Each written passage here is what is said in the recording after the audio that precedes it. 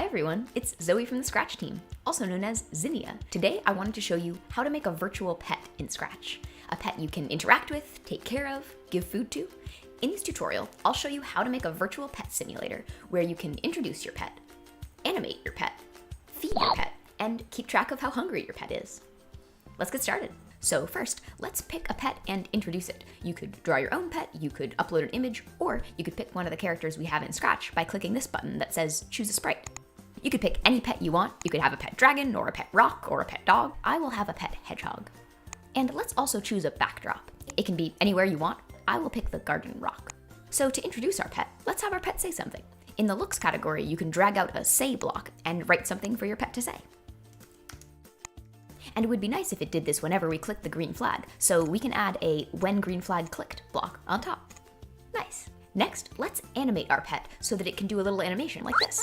To animate a character in Scratch, you can make it switch between different poses with this switch costume block. So if I drag out two switch costume blocks and pick different poses, I can make it animate between them. Let's connect these blocks by adding a wait block in between. I'll have it wait 0.2 seconds. Nice. It would be cool if we could get it to repeat this animation, and in Scratch that's really easy. Just use a repeat loop. I'll make this repeat 2 times. Okay, it repeated, but it looked a little glitchy because it needs to wait after it switches to this costume too. So let's add another wait block. Almost done with our animation. To finish it off, let's also make it play a sound. You can just go to the Sounds tab and click the Choose a Sound button and then pick whatever sound you want. To make it play the sound, we just need to add a Start Sound block on top. Nice. And let's also add a When this sprite clicked block so that we can make it play this animation every time we click the sprite. There we go. Now you've animated your pet. Next, let's feed our pet. Here's what we'll make by the end of this section. We will make a piece of food, and when we click on it, the pet will go over to it, take a bite, and then come back to where it was sitting. Let's do it. So first, let's add a piece of food. I'll add an apple. Let's drag out a When this sprite clicked block because we want to click on the apple and make the hedgehog come over to it. Now, how do we tell the hedgehog to come over to the apple? There's a really easy way to do that in Scratch, which is with a broadcast. A broadcast is like an invisible message that one sprite sends out, and you can make another sprite do something specific when it gets that broadcast. So let's make the apple broadcast this invisible message to the world that will mean that it's time for the hedgehog to eat. And let's call that message food.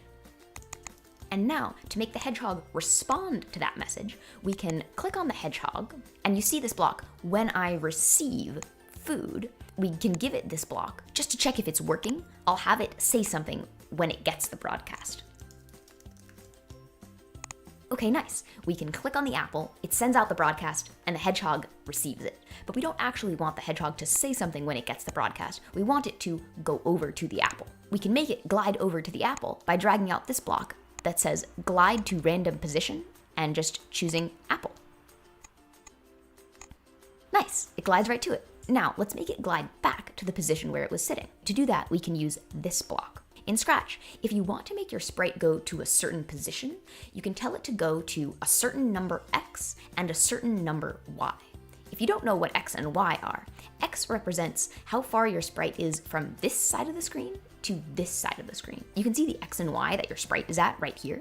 So over here, X is really big, like 240. And if you bring it this way, X is a little lower, like 100. X is 0 if you're in the middle of the screen. And if you go over here, X gets lower than 0 and becomes a negative number, like negative 100. And then Y represents how high up your sprite is. Like if you're up here, Y is 180, and Y is 0 if you're in the middle. And if you go below the middle of the screen, Y is a negative number.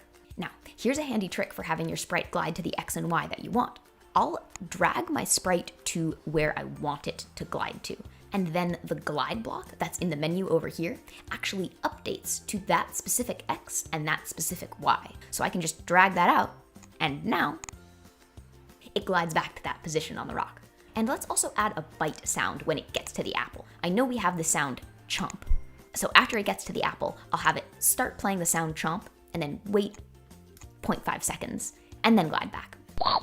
Nice, now we can feed our pet. And lastly, let's make our project keep track of how hungry our pet is so that you have to keep feeding it. To do this, let's make a variable. A variable just keeps track of a certain number in your game, like your score, or in this case, our pet's hunger level. So let's make a variable and call it hunger.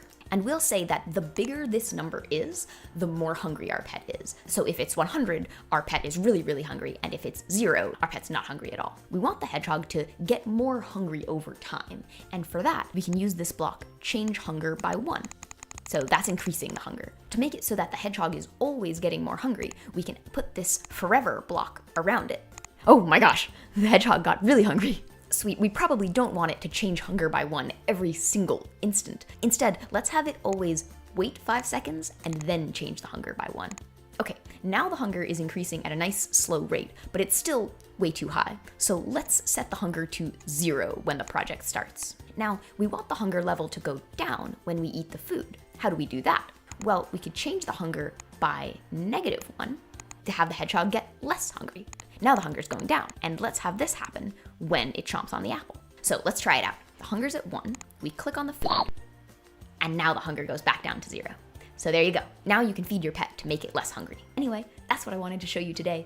You could take this in so many different directions. Just like we added the apple, you could add more things for your pet to interact with, like a ball or a toy. And you could add more variables like thirst and fun, and the player has to make sure they all stay at a good level. You could add day and nighttime, you could add a sleeping animation, you could have multiple pets. Oh my gosh, that would be so cute. I'm so excited to see all the things you make. Anyway, I'll see you next time, and scratch on.